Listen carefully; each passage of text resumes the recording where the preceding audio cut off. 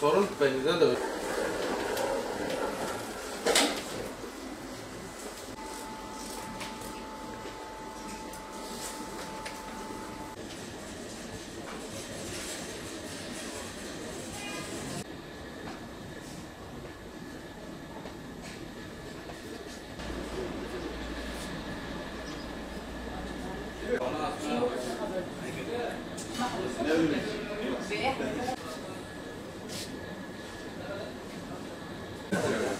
Hadi Azma. Hadi Azma.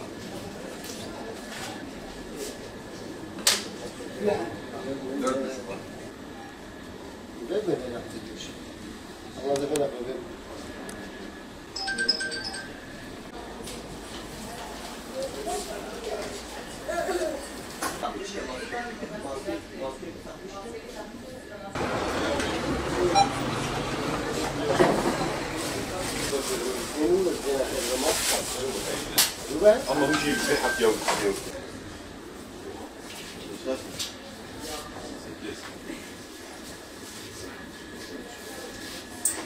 طلابي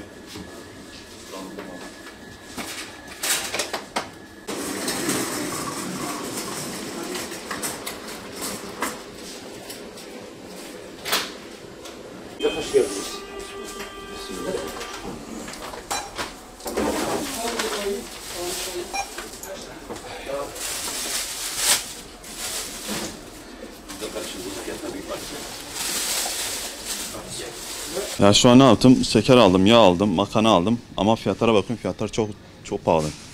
Bundan bir ay önce aldığım yağ 60 liraydı, şu an 85 lira olmuş. Yani baya fiyatlar uçmuş. Yani nasıl, yani bu durumun sebebini de ben de bilmiyorum. Mesela şeker şu an bir ay önce aldım şeker dahi bile şu an 30 lira zam yemiş. Yani bir şey alamıyorum. Yani bu maaşla nasıl yapacağım, nasıl edeceğim onu da bilmiyorum. Yani şu an yani çok zor durumdayız. Ne kadar yükseliyorsa maaşın da yükselmesi lazım. Ama maaşta bir etkisi yok.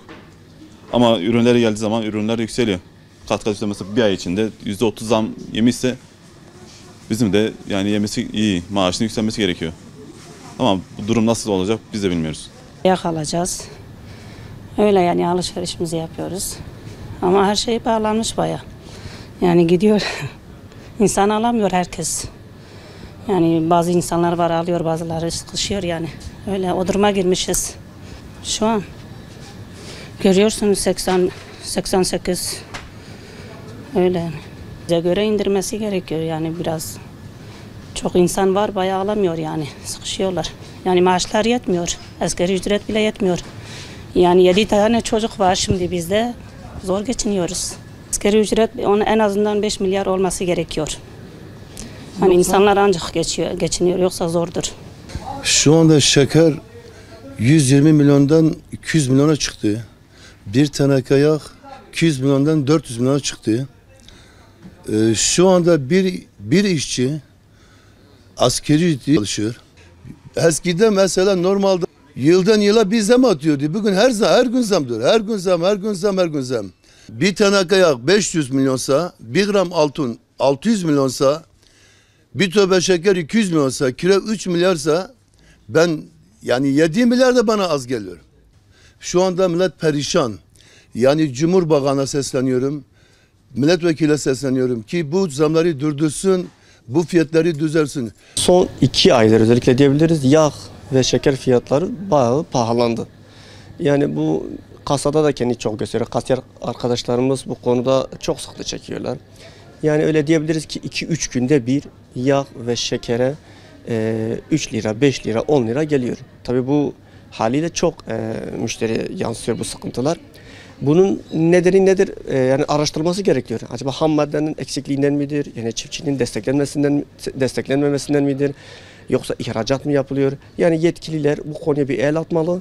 Bu konu acilen çözümlenmeli. Bu sorun aniden çözümlenmesi gereken bir sorundur. Yani müşteriler genel olarak bazen gelip bize diyorlar. Acaba bu fiyatların yükselmesi sizden mi kaynaklıdır? Siz mi yükseltiyorsunuz? Halbuki bu bizim dışımızda olan bir olaydır. Biz ürün alıyoruz 100 lira. Hemen ertesi gün bakıyoruz ürün olmuş 105 lira bize gelişi. Tekrar etiketlerimizi düzeltiyoruz. Bir sonraki gün bakıyoruz tekrar üzerine 5 lira 10 lira gelmiş ya da 20 lira gelmiş. Çok fazla üzerine geliyor. Yani toptancıların bize yansıttığı budur. Bu onlardan da kaynaklı mıdır yoksa onlara satanlardan mı kaynaklıdır? Bunu tam olarak biz de bilmiyoruz. Ancak bunu yani bilim kurulu, buna ilgilenenler, yetkililer, her kimse bu konuya bir el atmalıdır. Yani önümüzdeki 1-2 ay sonra çok daha korkunç boyutlara ulaşacak gibi görünüyor. Müşteriler sanki bunu görmeye başladı. Halk artık bu konuda tedirgin olmaya başladı.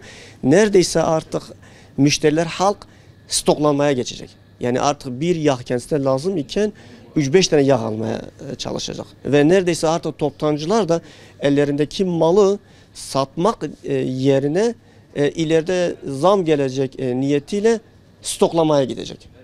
Yani bu artık daha korkunç boyutlara gelecek artık. Bu durumda bizim istediğimiz çiftçinin, tarımcının devlet tarafından tam anlamda desteklenmelidir. Elektrik ücretinin hemen hemen hiç alınmaması lazım. Vergilerin düşürülmesi lazım ki bunlar fiyatlara yansısın. Ham madde desteklensin, ihracat tamamıyla durdurulsun yani.